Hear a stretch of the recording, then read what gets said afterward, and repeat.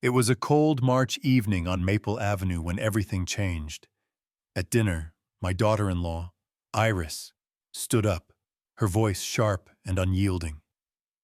"Lawrence, you need to give your room to my parents, or pack your bags and leave." The words hit like a blade, slicing through the quiet of the dining room. I didn't argue, didn't plead. I just stood, walked to my room, and began packing. A week later, I stood at the window of my new home, directly across the street from theirs, waving calmly as Iris stared back, stunned. That was just the beginning of my plan. A plan not for destruction, but for clarity, for justice, for making them see what they'd thrown away.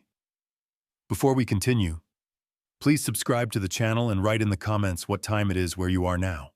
The silence in their dining room that night wasn't accidental. It was the kind of quiet that comes when people hold back words they've already decided not to say. I stepped through the front door of their house in Crestwood, a tidy suburb of Phoenix, Arizona, and felt it immediately. Iris moved between the kitchen and dining table with exaggerated focus, arranging plates and silverware as if performing for an invisible audience. 5 place settings, I noticed, counting them twice to be sure. Something was off. "Good evening, Iris," I said, keeping my tone neutral. She adjusted a spoon, smoothed a napkin, her shoulders stiffening, but she didn't turn to face me. I hung my coat by the door and walked to the dining room. My son, Charles, was already seated, staring at an empty plate, as if it held answers to questions he couldn't voice. He glanced up as I entered, offered a half smile that didn't reach his eyes, then looked away. "Hey, Dad," he mumbled, his voice barely carrying across the table. I pulled out a chair and sat opposite him. Iris swept past, carrying a serving dish, her perfume sharp in the air, her distance deliberate. She set the dish down with a force that rattled the table. "Dinner's almost ready," she announced. Not to me, but to the room itself. For 4 years, I'd lived in their house, in a small bedroom off the first-floor hallway. 4 years of navigating Iris's moods, learning when to speak, when to stay silent, when to let her sharp edges pass without comment. Tonight felt different. The air was heavy, charged with something unspoken, something inevitable. I'd grown used to reading the undercurrents in their home, but this was stronger, more deliberate. The doorbell rang, shattering the tension. Iris's face transformed, her tight mouth curved into a warm smile as she rushed to answer. Voices filled the entryway, loud and cheerful. "We made it!" a man's voice boomed, carrying down the hall. "What a beautiful home you have," a woman added, her tone bright with enthusiasm. Richard and Margaret Thompson appeared in the dining room doorway, pulling wheeled suitcases behind them. Iris's parents. I hadn't known they were coming. Richard was a tall man, his thinning hair combed neatly, his posture radiating the confidence of someone accustomed to being welcomed. Margaret matched his energy, her arms already reaching for Iris in a warm embrace. "Hope you don't mind us dropping by," Richard said, clapping his hands together. Iris said it's fine for a few weeks. A few weeks, I glanced at Charles. He was studying his plate with intense focus, as if the plain white china held secrets he couldn't face. "Of course, Daddy," Iris said, kissing her father's cheek, then her mother's. "We're so happy to have you." Margaret settled into a chair, smoothing her skirt. "The Wilsons' guest room was just awful," she said, shaking her head. "That mattress. Richard, do you remember? Terrible." Richard agreed, taking the seat at the head of the table, Charles's usual place. Charles didn't protest, didn't even look up. "We told them we'd find somewhere else."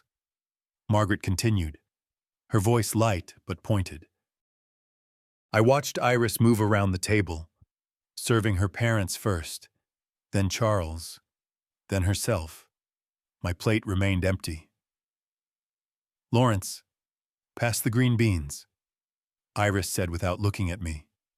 The bowl sat closer to her than to me, well within her reach. I handed it over, saying nothing. Dinner unfolded in fractured conversation. Richard dominated, sharing long stories about their golf club, a dispute with their condo association, and a neighbor's poorly maintained lawn. Margaret punctuated his tales with affirmations, adding details with practiced enthusiasm. Iris played the perfect daughter, laughing at the right moments, asking follow-up questions, her attention fixed on her parents. Charles and I were spectators, our presence barely acknowledged. The food on my plate was tasteless, though I ate it mechanically. The tension in the room wrapped around my chest, making each bite harder to swallow. Iris stood abruptly, her chair scraping against the hardwood floor. She crossed her arms and turned to face me directly, her eyes cold and resolute. "Lawrence, my parents need a proper bedroom," she said, her voice sharp. Not a request, but a command. "That first-floor room is perfect for them. My room, the one I'd lived in for 4 years. Iris, that's where I live," I said, keeping my tone even. "Where would I go?" Her eyes narrowed, her voice cutting through the remaining chatter. "Either give my parents your room, or pack your things and leave." The words landed like a physical blow, silencing the table. Richard shifted in his chair, uncomfortable but silent. Margaret looked at Iris with something like pride. Charles's fork froze halfway to his mouth, his hand trembling slightly. I turned to him. "Son," I said softly, giving him a chance to speak, to act, to be the man I'd raised. He set his fork down with careful precision, his eyes meeting mine for a fleeting moment before sliding away. "Maybe we can figure something out," he mumbled, barely audible. "We already have." Iris snapped, her voice rising. "My parents need that room. It has its own bathroom. It's on the first floor, and Mother's hips can't handle stairs all day." I tried again. "There's a guest room upstairs, with a bathroom nearby." Iris slammed her palm on the table, the silverware jumping. "My parents aren't going to shuffle down a hallway in their nightclothes. They deserve better than that." I looked at Charles again. My son, the boy I'd raised, the man I'd supported in ways Iris didn't even know. He was examining his hands now, turning them over as if seeing them for the first time. "Charles," I said, my voice low, steady. He opened his mouth, closed it, swallowed hard. Iris filled the silence. "This is my house too.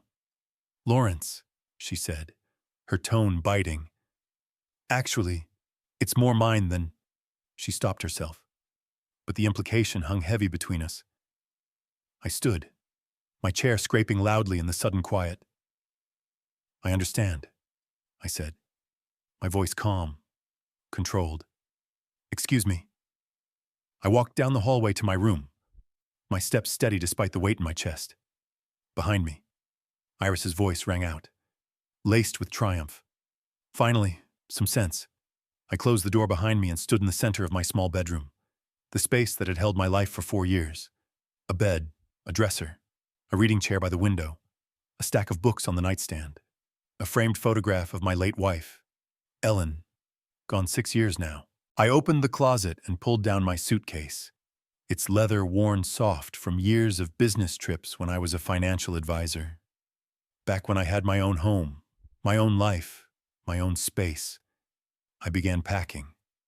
Not with anger or haste, but with deliberate care. Shirts folded precisely, pants stacked neatly, socks rolled into pairs. I organized my toiletries, wrapped my razor in a cloth, secured the caps on bottles of cologne and medication.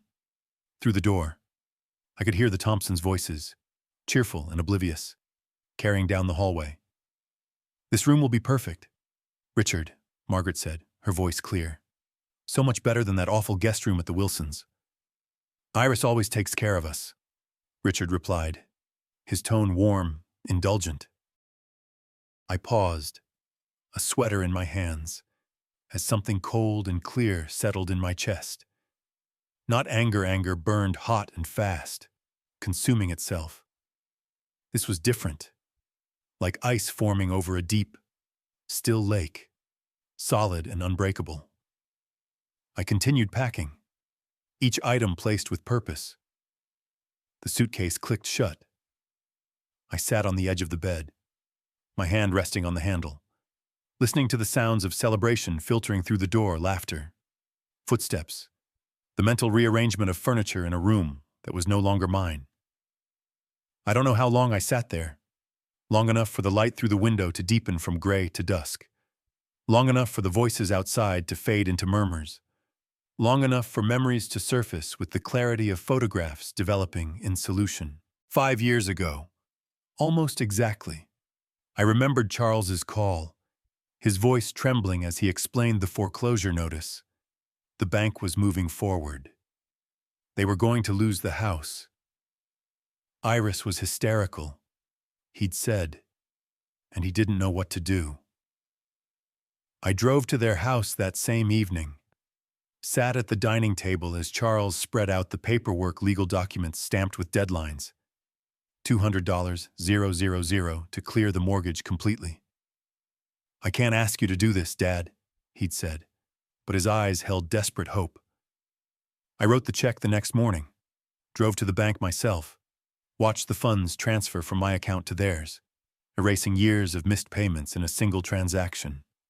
Charles had cried in the bank parking lot, gripping my shoulder, promising to repay every cent.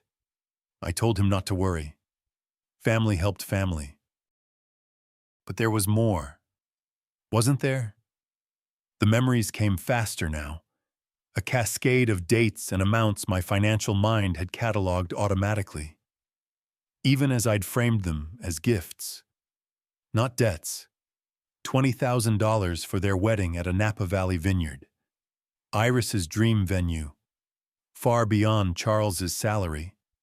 $10,000 for Iris's new SUV when her old car's transmission failed. She'd wanted the model with leather seats and a premium sound system. And then the monthly transfers. $1,500 every month for 4 years. $72,000 total to cover groceries, utilities, insurance, the costs that ate away at their paychecks. I'd set up an automatic transfer, barely thinking about it after the first year. The money flowed from my account to theirs, steady as a river. I pulled out my phone, opened my banking app, and scrolled through years of transactions. There they were, neat rows of transfers labeled with Charles's name, evidence of my generosity documented in digital precision. I set the phone down carefully on the bed. Through the door, Margaret's voice drifted again. We'll need lighter curtains. Richard, these are too heavy. Whatever you like, dear, Richard replied, his tone indulgent. They were measuring my room for their furniture, planning their decor, settling in as if I'd never existed. I stood, lifted my suitcase, its weight manageable. I'd always lived simply. Despite the wealth Ellen and I had built over decades, $3.1 million in investment accounts, paid off properties, a secure retirement. I'd sold my own home 4 years ago. After Ellen's death, the house had felt too large, too empty without her. Charles had suggested I move in with them. Just until you figure out what's next, Dad, he'd said. I'd agreed, thinking temporary would become comfortable. That family meant safety. I was wrong.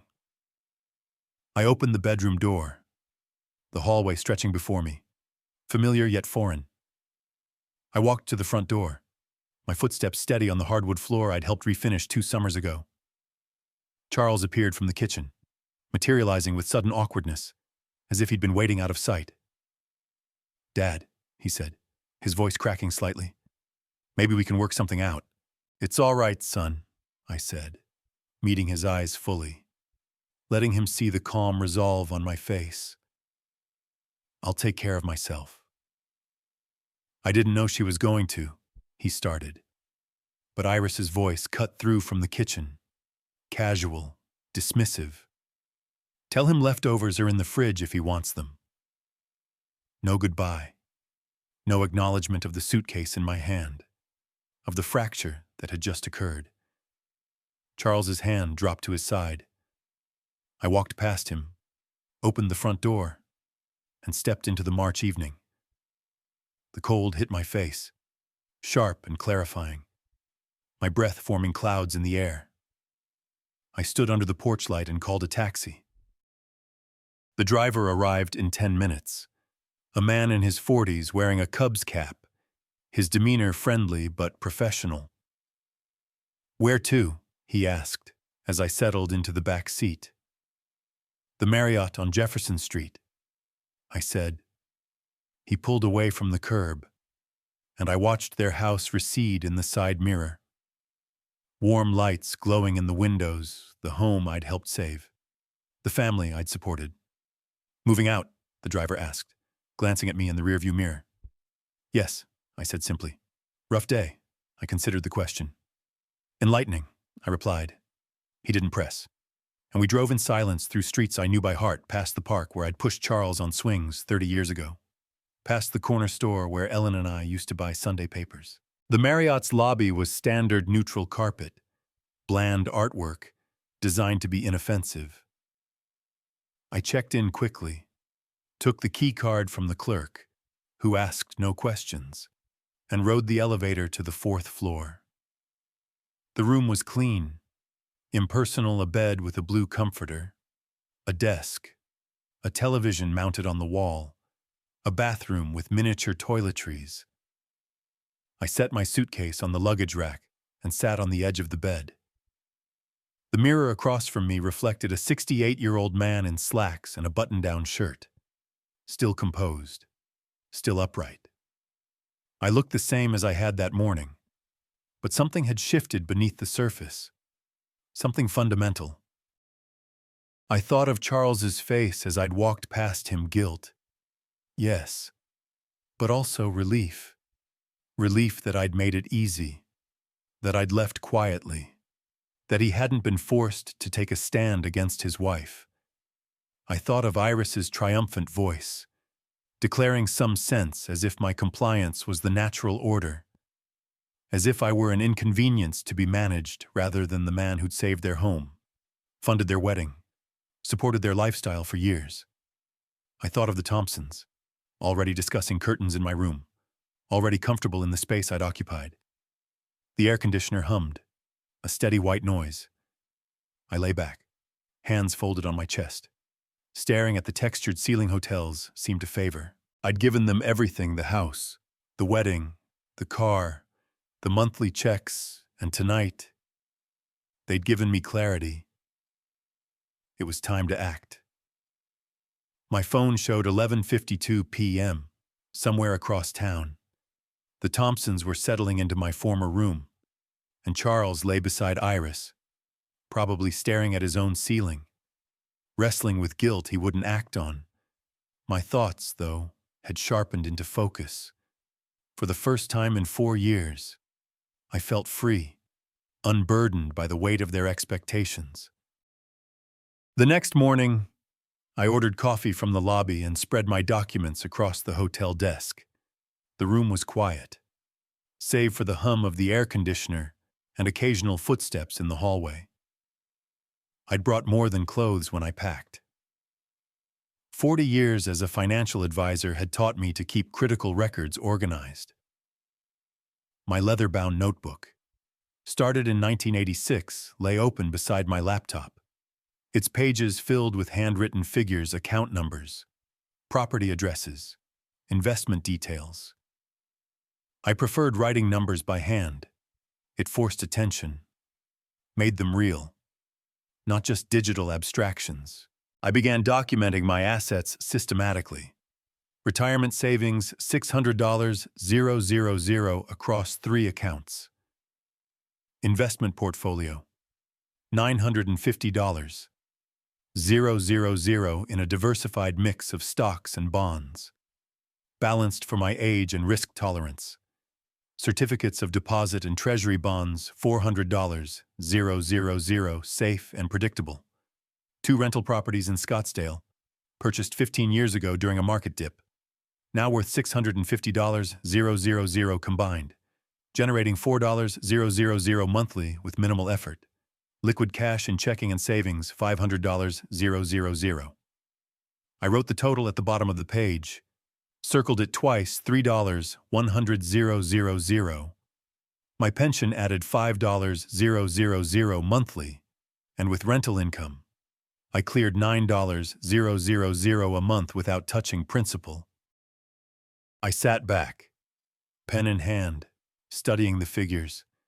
40 years of careful investing, of building security with Ellen. Living well but modestly, traveling occasionally. Never extravagantly. Charles had assumed I was just an old man living on Social Security. Grateful for a room in his house, my phone buzzed Charles's name on the screen. I watched it vibrate against the desk. Let it go to voicemail. A minute later, the notification appeared. I played it on speaker while continuing my work. "Dad," his voice wavered. Iris was stressed about her parents. Maybe we overreacted. "Call me back." I deleted it without responding. 3 days later, I drove to Scottsdale. The route was familiar. A 25-minute drive through Phoenix traffic, past strip malls and quiet neighborhoods. My first tenant, David, was washing his car in the driveway when I arrived. He straightened, smiling warmly. "Mr. Carter, haven't seen you in months. Everything okay?" "Just checking in," I said, examining the exterior paint, the roof's condition. "How's the water heater?" "Perfect since you replaced it last year," David said, wiping his hands on his jeans. "You didn't need to drive out here. I'd have called if anything was wrong." "I know," I said. "Wanted to see the place myself." I inspected both properties thoroughly, with tenants' permission, checking faucets, window seals, light switches. The houses were solid, well-maintained, requiring little management, generating steady income. Back at the hotel that evening, I sat at the desk with my calculator, running scenarios what I could liquidate if needed, what should stay invested, what I could afford for my plan. The clarity I'd felt that first night grew sharper with each day. I created a spreadsheet, a skill I hadn't used in years, but that returned easily. Every dollar I'd given Charles and Iris was documented: $200. 000 for the mortgage, $20. 000 for the wedding, $10. 000 for the SUV, $72. 000 in monthly transfers over 4 years. Total $302. 000. $350,000, given freely to family I trusted, to a son who sat silent as his wife demanded I leave, to a daughter-in-law who spoke with triumph in her voice. I closed my laptop and stared out the window. The parking lot stretched below, cars in neat rows under streetlights, ordinary people living ordinary lives, unaware that a man sat planning a quiet, elegant revenge. On Thursday, the bank called. "Mr. Carter," the representative said, her voice professional but concerned. "Moving this amount will take a few days. Is everything all right?" "Everything's fine," I said calmly. "It's a real estate investment." "How quickly can you process it?" I asked. 3 to 5 business days, she replied. "We can expedite if needed." "Standard is fine," I said. By the end of the week, my legal pad was filled with notes, not angry scribbles, but calm, strategic plans, lists of requirements, cost calculations, timelines for execution. I'd learned something vital in those 7 days. The anger from that first night had matured into something refined, something useful. I didn't want to hurt them. I wanted them to see, to understand what they'd discarded. to feel their mistake with absolute precision. The first step was clear. Show them I wasn't a helpless old man they could push aside.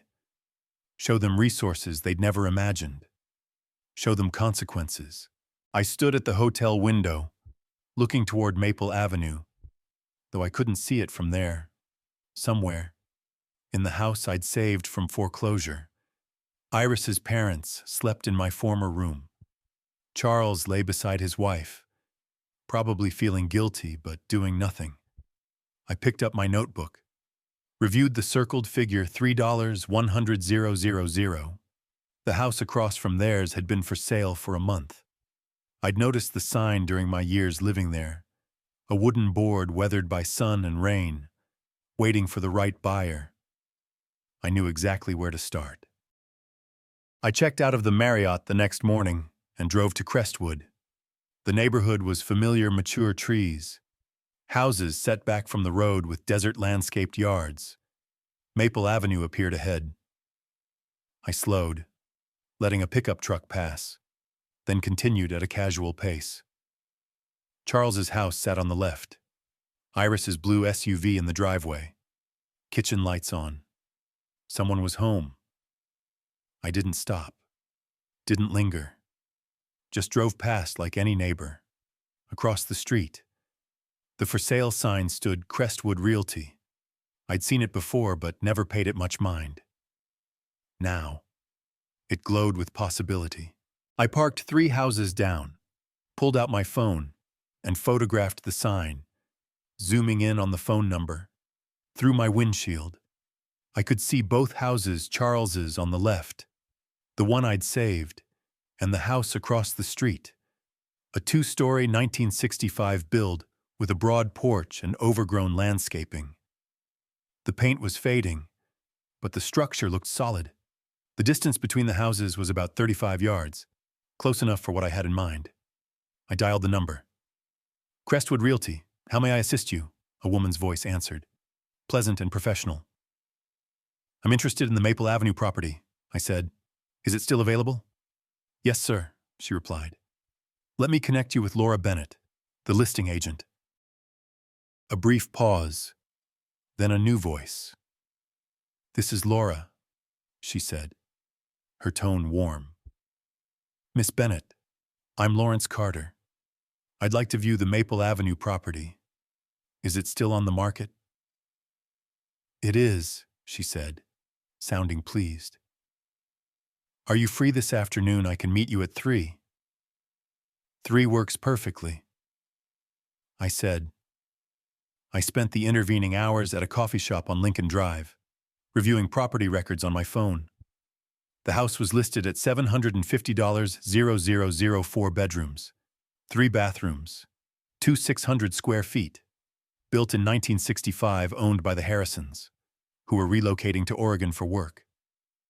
At 2:45, I drove back to Maple Avenue and parked in front of the house. A silver Lexus pulled up at exactly 3. Laura Bennett emerged, early 50s, professional attire, confident stride. "Mr. Carter," she said, extending her hand. "Thanks for coming on short notice." Her handshake was firm.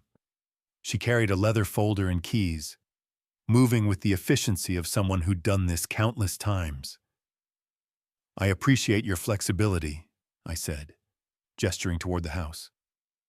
"I'm looking for something specific. Let's see if this fits." She unlocked the front door and stepped aside to let me enter first. The interior smelled faintly of vacancy, that distinct scent of a house waiting between owners. Hardwood floors in the entryway, scuffed but salvageable. A living room to the left with a brick fireplace. A dining room to the right. "The owners maintained it well," Laura said, leading me through. "They raised 3 kids here. It needs cosmetic updates. But the structure's solid." I followed her through the layout, a kitchen with dated cabinets. Functional but old. A family room overlooking a backyard with desert plants. Upstairs, bedrooms with decent closet space and bathrooms with 1980s tile. Then she opened the door to the front room. "The Harrisons used this as a study." she said. The room was about 16 by 13 feet, with built-in bookshelves along one wall and a panoramic window stretching nearly the full width of the front. I walked straight to that window. Through the glass, I had an unobstructed view of Charles and Iris's house, the living room, the kitchen beyond, even the hallway leading to my former bedroom. I stood there, hands in my pockets, feeling something click into place, the final piece of a puzzle I hadn't fully known I was assembling. The irony was perfect. "Wonderful natural light," Laura said behind me. "The view's interesting," I replied, keeping my voice neutral. "What's the distance between houses here?" "About 35 yards, she said. "It's a friendly neighborhood. People know each other." I turned to examine the bookshelves, running my hand along the wood. "These are original, from 1,965 inches. "Yes," she said. "Solid construction." I walked to the other side of the room, mentally placing a desk in front of the window, angled to face Charles's house directly. "The owners are motivated to sell quickly?" I asked. Laura's demeanor sharpened, sensing a serious buyer. "They're relocating for work," she said. "They'd prefer a fast close." "I can do a cash offer," I said, meeting her eyes. "How fast could we close?" Her eyebrows rose slightly before she controlled the expression. "With cash, 10 to 14 days, if inspections go smoothly. And the asking price is $750,000, I confirmed. "Yes, but the Harrisons are reasonable," she said. "They want to move forward, not chase an extra $30,000. I nodded slowly, as if considering, though my decision was made. "I'll need to think about the offer amount, but the location works for me." We walked through the rest of the house. I asked about plumbing, electrical, the roof's age, questions that showed I knew what to look for. Back in the front room, I paused at the window again. Through it, I saw Iris in her kitchen, carrying something from the refrigerator, laughing, talking to someone out of view. "Do you have family in the area, Mr. Carter?" Laura asked quietly. I turned to face her. "My son lives nearby," I said. "That's part of the appeal." Something flickered across her expression, catching an edge in my tone, but she was too professional to press. "It's a good neighborhood for family," she said simply. We walked back to the front door. She handed me her business card and a detailed property sheet. "Think it over," she said. "Call me with questions anytime." I stood on the porch after she drove away, looking at the house, then across the street at Charles's. The distance was perfect, the angle ideal, the symbolism undeniable. I walked to my car, started the engine, but didn't drive away immediately. I sat there, hands on the steering wheel, studying both houses, the one where I'd been discarded, the one where I'd established my new position. My phone buzzed, another text from Charles. "Dad, please call me." I silenced it and drove away, already planning my call to Laura Bennett. The next morning, I met her at her office, a sleek space with a glass desk, abstract art on cream walls, a faint lavender scent from a diffuser. "I'll take it," I said.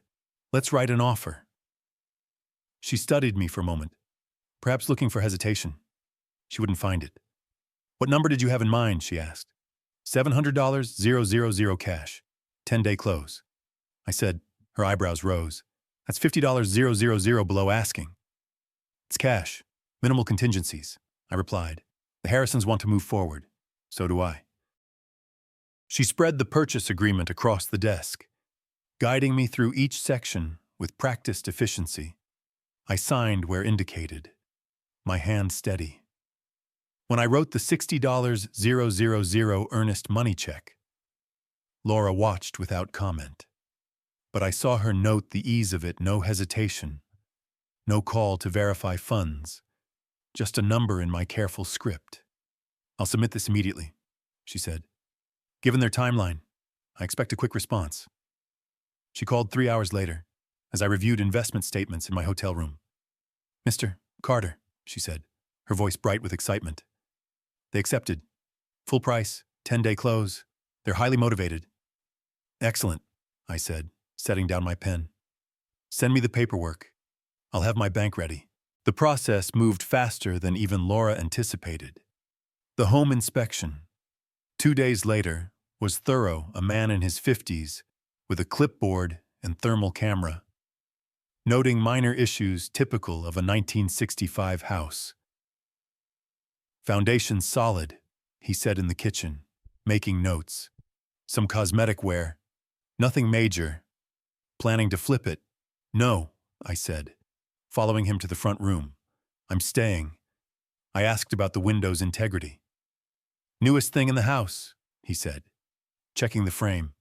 Replaced 5 years ago. Double pane, energy efficient. Excellent condition. I nodded, satisfied. The view would remain clear. While escrow processed, I hired a renovation crew, led by Miguel, a stocky foreman with 20 years of experience. All this in 6 days, he asked, reviewing my list, fresh paint throughout, refinished hardwood floors, updated light fixtures, new bathroom hardware. I'm paying premium for speed, I said. Can you do it? He calculated silently, lips moving slightly. 2 crews, extra cost, he said. It'll be $32,000.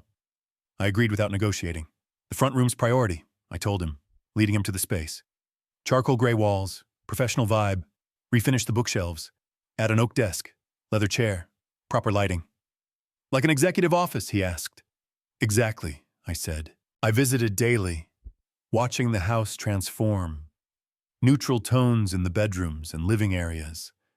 Hardwood floors restained to a rich honey color. The office received special attention. The charcoal walls created depth, making the panoramic window the focal point. The bookshelves gleamed with fresh polyurethane. The oak desk arrived on day 4, solid and traditional, positioned 3 feet from the window, angled slightly left, exactly as I'd directed. On April 10th, Laura met me at her office for the final signing. More documents, more signatures. Then she handed me the keys, 2 brass copies on a plain ring. Congratulations, Mr. Carter, she said. Welcome back to the neighborhood. If you don't mind my asking, she added, hesitating. Why this house specifically? The location, I said, meeting her eyes. And the view. Understanding flickered across her face. But she didn't press. We shook hands, and I drove to Maple Avenue. The house felt different now mine. Every room, every window, every carefully planned sightline belonged to me. I walked through slowly, running my hand along the fresh walls, testing light switches, confirming the work met my specifications. In the office, I stood at the window, across the street. Charles's house looked unchanged, Iris's SUV in the driveway. Living room curtains open. My former bedroom visible. Now the Thompsons. 35 yards. Close enough to see clearly. Close enough to be seen. Moving in took an hour. I'd lived simply for 4 years. Everything fit in my car, a suitcase of clothes, a box of books, my laptop, and files. Furniture delivery brought the rest, the leather chair, a bed frame and mattress, kitchen essentials. I positioned everything myself, particular about placement. The desk sat exactly where I wanted, angled for the perfect view. The chair, buttery leather, faced the window. My laptop went on the desk's left, files and legal pads on the right. I sat down, testing the setup. Perfect. Through the window, I could see into Charles's living room, kitchen, and hallway. I composed a text to Charles, moved into a new house. If you need me, I'm close by. Sent. The message showed delivered, then read. No response came. I opened my laptop. the afternoon light warming the oak desk. Across the street, movement in their kitchen, someone passing through. Too far to identify. I opened a manila folder, reviewing documents I'd organized at the hotel financial records, property deeds, loan documentation, a timeline of every dollar transferred to Charles and Iris. Phase 1 was complete, the house purchased, the position established, the stage set. Now they would see. I glanced across the street again. Their kitchen light flicked on as evening approached. Someone was preparing dinner, life continuing as if nothing had changed. I returned to my files, pen in hand, making notes in the margins, strategic and precise, applying 40 years of financial expertise to a different kind of investment, one with a very specific return. The next morning, I made coffee in my new kitchen and carried it to my office. Sunrise filled the room with pale gold light. I sat at the desk, opened my laptop, and worked through emails, reviewing investment portfolios, replying to a former colleague about consulting work. At 8:20, lights came on in their living room. I continued working, peripherally aware of movement across the street. A figure in a bathrobe appeared, carrying a coffee cup. Iris. She froze, spotting me. Her cup stopped halfway to her lips, her body rigid, shoulders pulling back. She stared through both windows, across 35 yards of morning air. I set down my pen, made deliberate eye contact, and raised my hand in a slow, measured wave, friendly, calm, in control. Iris jerked backward, coffee splashing across her robe and floor. Her mouth opened, and she disappeared from view. Seconds later, Charles appeared, still in pajamas, hair disheveled. Iris pulled him to the window, pointing across the street, gesturing rapidly. Charles stared, his face shifting from confusion to recognition to something more complex, uncertainty, perhaps guilt. I waved again, the same deliberate gesture. Charles raised his hand in an awkward half-wave before Iris slapped his arm down. Her fury was visible even from this distance, head shaking, hands slicing through the air. I returned to my laptop, resumed typing. Let them process. Let them react. My phone rang 15 minutes later. Halsa. I rejected the call. A text followed. Dad, what are you doing? I typed back, busy, talk later. Through the window, I watched Charles show the text to Iris. Her reaction was immediate, pacing, gesturing wildly, phone clutched in one hand. I sipped my coffee and opened a financial spreadsheet. Throughout the morning, Iris returned to the window repeatedly. Each time, I was there working, reviewing documents, making notes. Each time she appeared, I acknowledged her with a brief wave or nod before returning to my work. Never hiding, never retreating, fully present. Around 10 a.m., the Thompsons joined them at the window, Richard's bulky frame, Margaret beside him, all four staring across at me, a family conference visible through glass. I finished an email, sent it, and waved at the group, calm and deliberate. Richard stepped back first, then Margaret, but Iris stayed, gripping the curtain, watching. I ate a sandwich at my desk for lunch, worked through the afternoon. Occasionally, I'd look up to see Iris at her window, sometimes alone, sometimes with Charles hovering behind. The psychological impact was exactly as I'd calculated.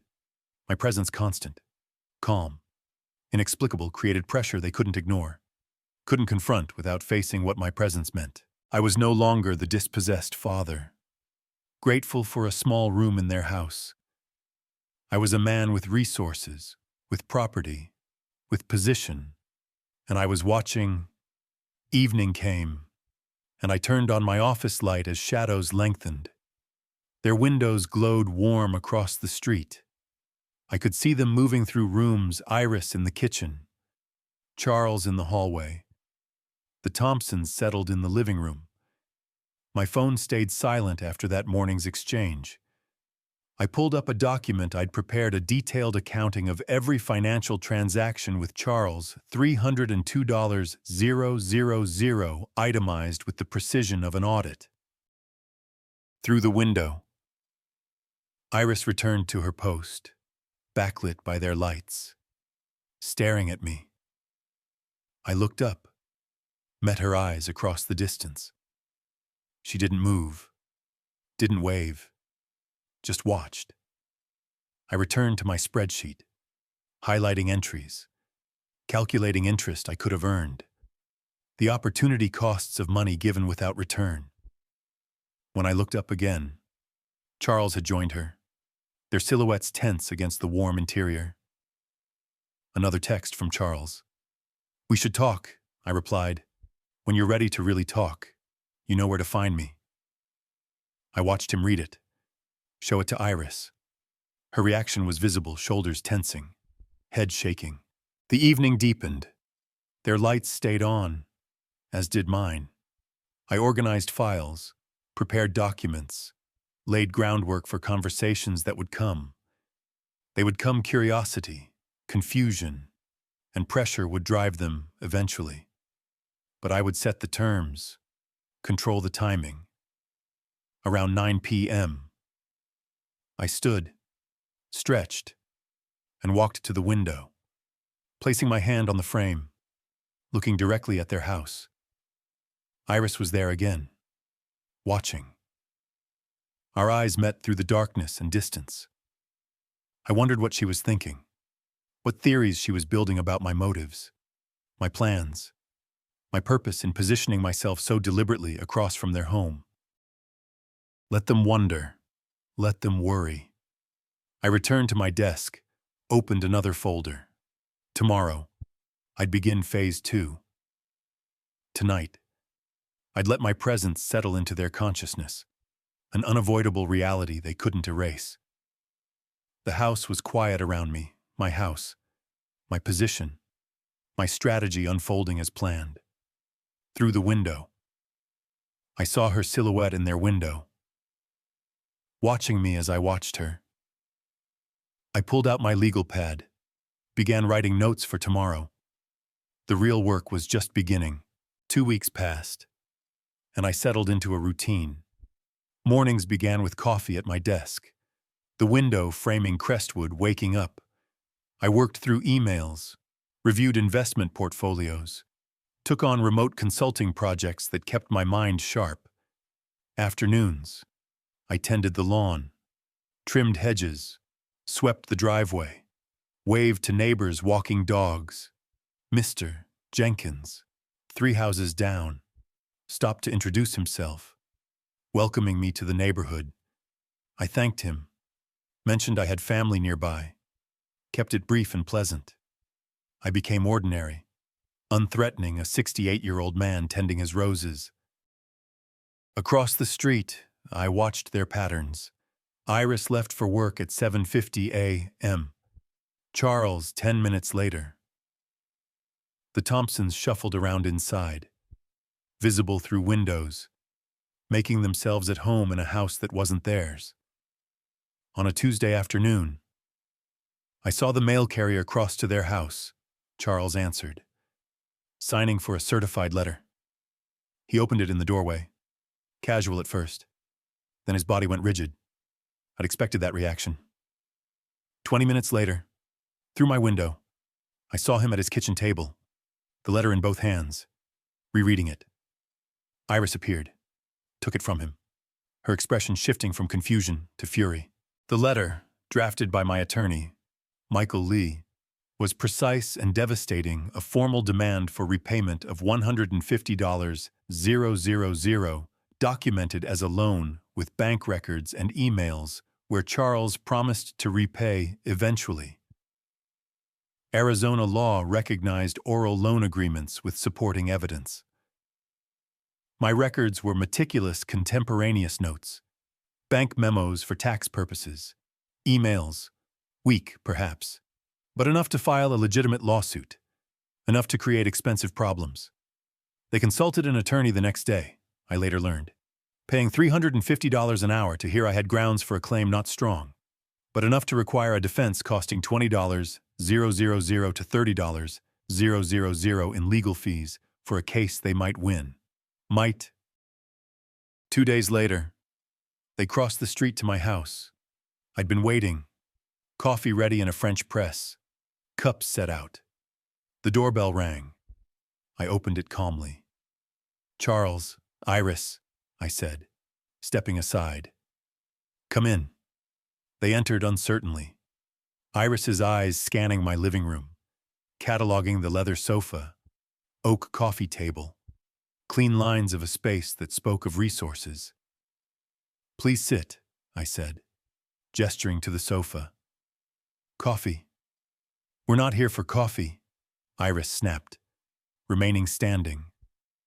"We're here about that ridiculous letter." I poured 3 cups anyway, set them on the table, and sat across from them. "I'm happy to talk," I said, "but anything substantive should go through my attorney."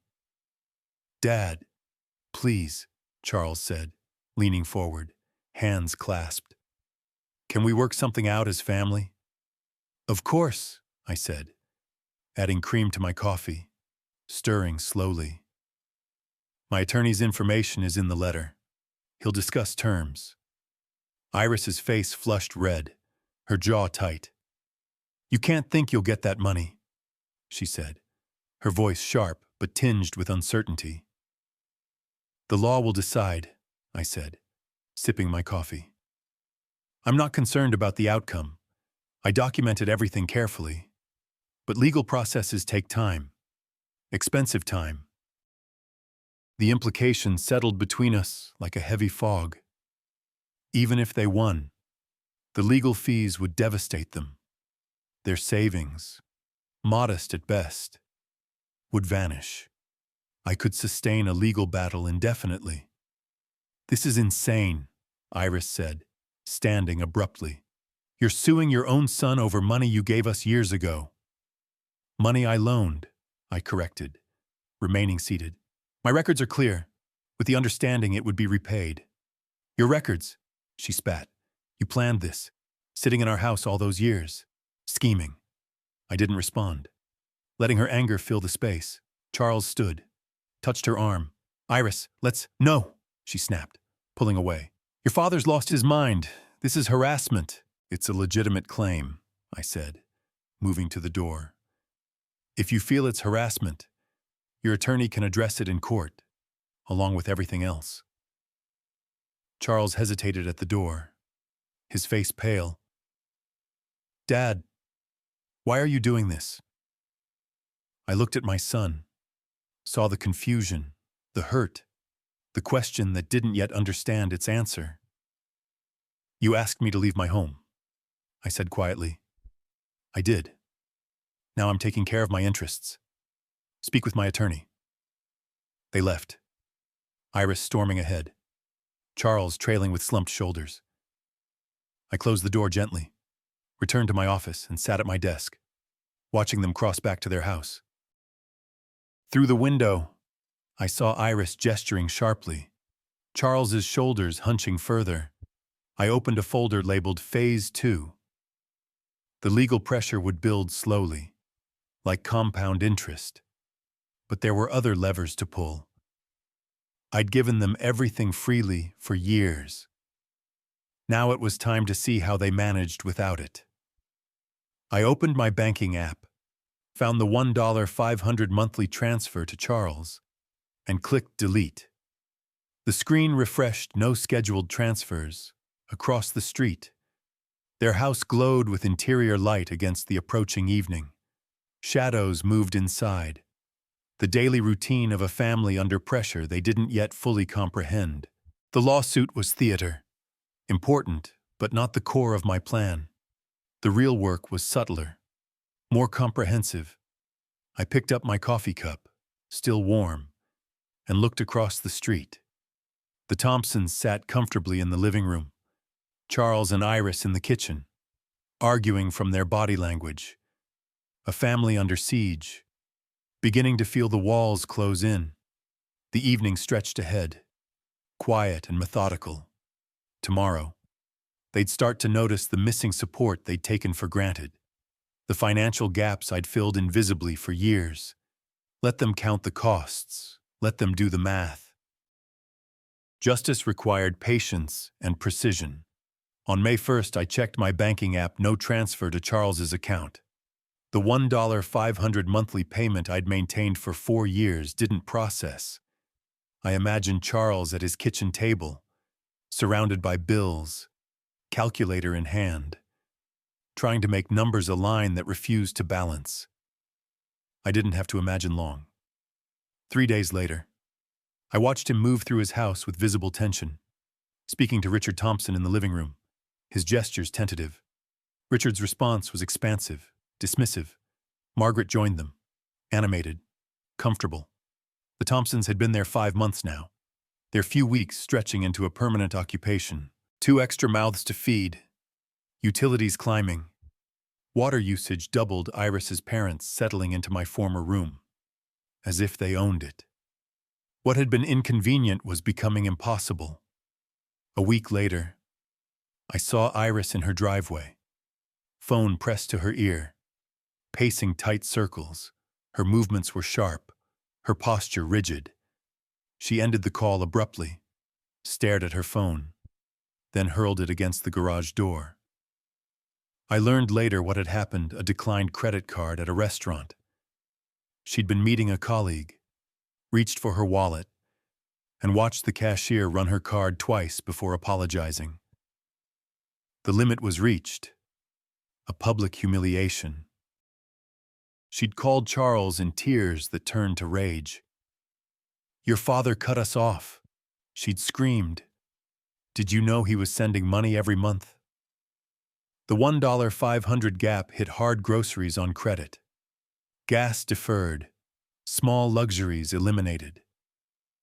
And looming over it all, the legal fees: $1,000 for a consultation, $20,000 for a retainer they couldn't afford.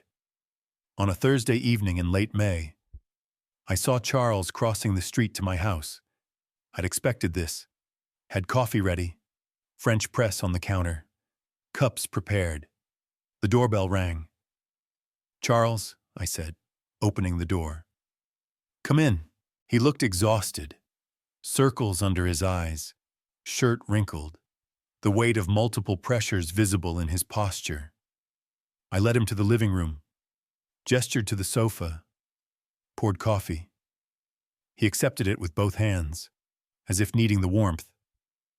"Dad, we're struggling," he said, his voice quiet, strained.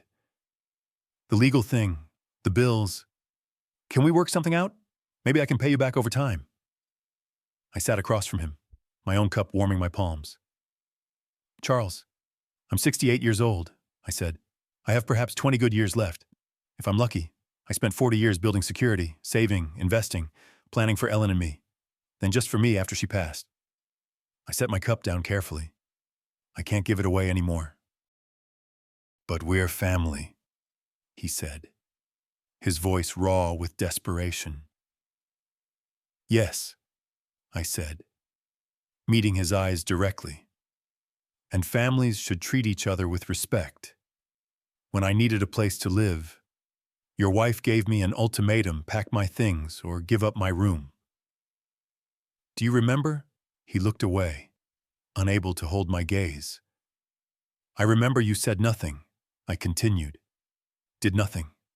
Watched me pack and leave. I'm sorry," he said, his voice cracking. "I should have stood up to her. I know that now." "Yes, you should have," I said, leaning back.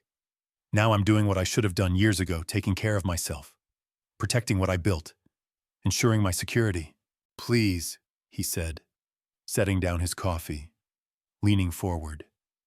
"There has to be a way to fix this." "Talk to my attorney about a repayment plan," I said, my voice level, not unkind but firm. "Michael Lee has my full authority to negotiate terms. I can't help you beyond that." "You mean you won't?" he said, his voice breaking. "I mean I can't," I said, standing, moving to the window. I looked across at his house, at the life I'd funded, the security I'd provided. I gave you everything freely. Charles, the house payment when you faced foreclosure. Your wedding. Iris's car. Monthly money for years. I never asked for anything back. Never demanded gratitude. I turned to face him. I only asked for respect. For a place in my son's home. When that became inconvenient, I was disposable. He stood, hands hanging at his sides. It wasn't like that, he said weakly. It was exactly like that. I replied, Your wife's parents have been in your house for 5 months, in the room that was mine. Do you charge them rent? Ask them to contribute to groceries? Demand they give up their space for someone else's convenience? He didn't answer, his silence deafening. No, I said, walking to the door, opening it. Because they're family. Because family helps family. I was family too, until I wasn't useful anymore. He moved to the doorway, paused. I don't know how to fix this, he said. Figure out what you value, I said, my hand on the door. What you're willing to fight for. Who deserves your loyalty?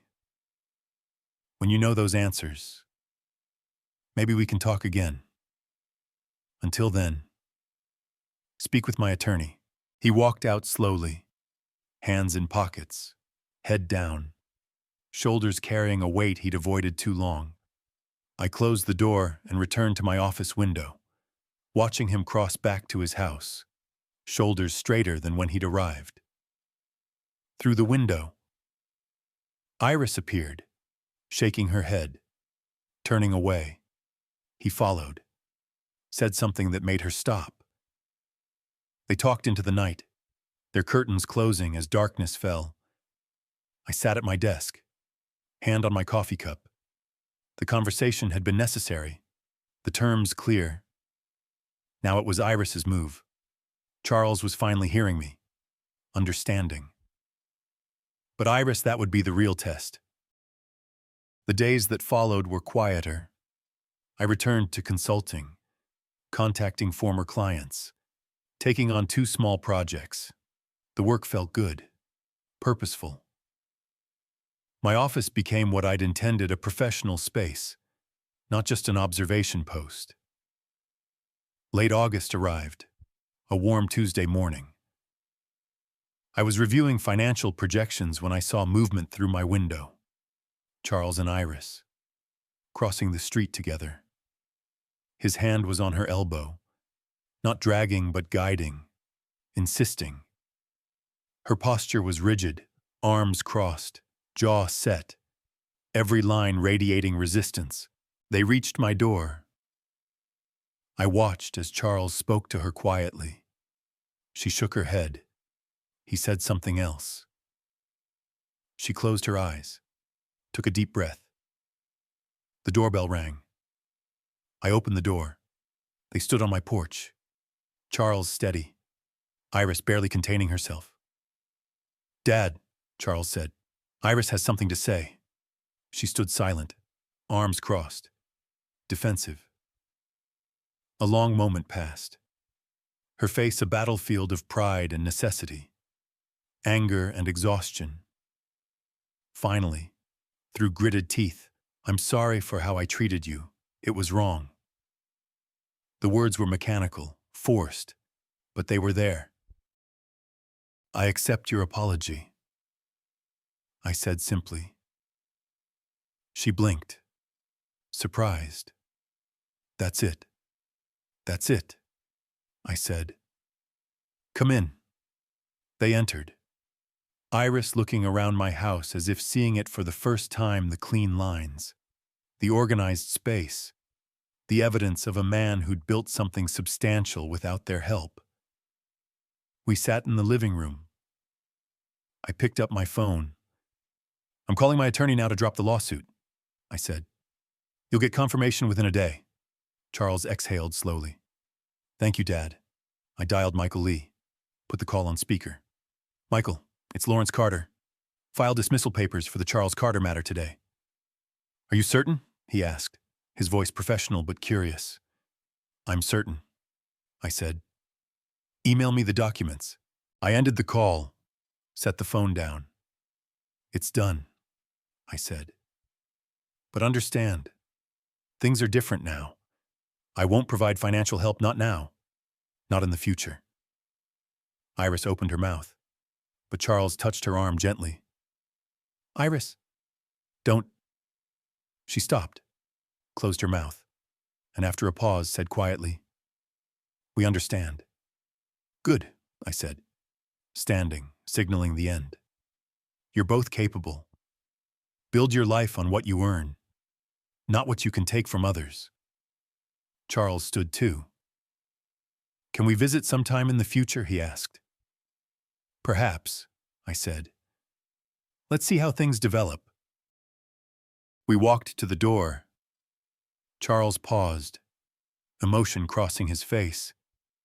Dad, I'm glad you taught me this, even though it hurt. Some lessons have to hurt to matter, I said. They left, walking closer together than when they'd arrived. Not holding hands, but side by side, a small but meaningful shift. I returned to my desk, opened my laptop, and emailed Michael. I've been thinking about part-time consulting. Nothing heavy, just select clients. I have a great office now, and I miss the work. Are you still in touch with the Peterson account? I sent it and sat back, looking out the window. Their house looked peaceful as evening approached. Lights coming on one by one. A week passed.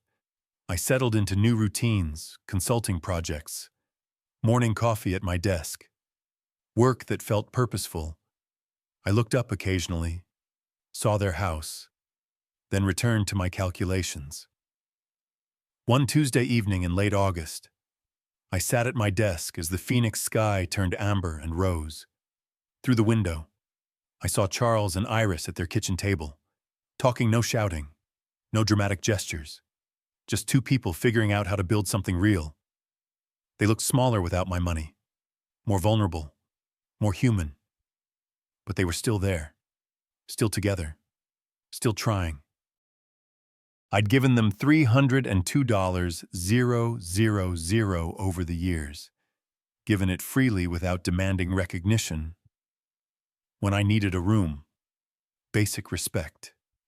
They discarded me like outdated furniture. So I showed them what their comfort cost, made them feel every dollar they'd taken for granted, forced them to choose between pride and survival. They chose survival and growth, however reluctant. Iris's apology wasn't heartfelt, but it was spoken, acknowledged. That mattered more than warmth. Charles had found his voice, learned to stand up to his wife, to take responsibility for his choices, to see that weakness has consequences. They'd be fine financially constrained, humbled, but fine. And I had my dignity, my self-respect, my boundaries enforced. Justice wasn't about their destruction. It was about my restoration. An email arrived from Michael Peterson accounts active and asking about you. Let's set up a call. Welcome back. I smiled, typed a response confirming a meeting. The sky deepened to navy. Across the street, their lights glowed warm. Inside my office, my own light reflected off the window, layering my desk, my space, my future over their house. I raised my coffee cup to my lips. The liquid still warm, still good. Tomorrow, I'd start the Peterson project. Next week, I'd call another client. The work would grow at my pace, on my terms. I'd spent 6 months teaching a lesson about respect, boundaries, the difference between kindness and weakness, about consequences. The lesson was learned. The account was settled. I was 68 years old, with perhaps 20 good years left, and I'd spend them with dignity intact, boundaries established, and the quiet satisfaction of knowing I'd stood up for myself when it mattered most. I set down my cup and returned to work. Outside, Crestwood settled into its evening routines. Inside, I was exactly where I needed to be home. Independent, restored. If you like this story, please like this video, subscribe to the channel, and share your impressions of this story in the comments. To listen to the next story, click on the box on the left. Thank you for watching.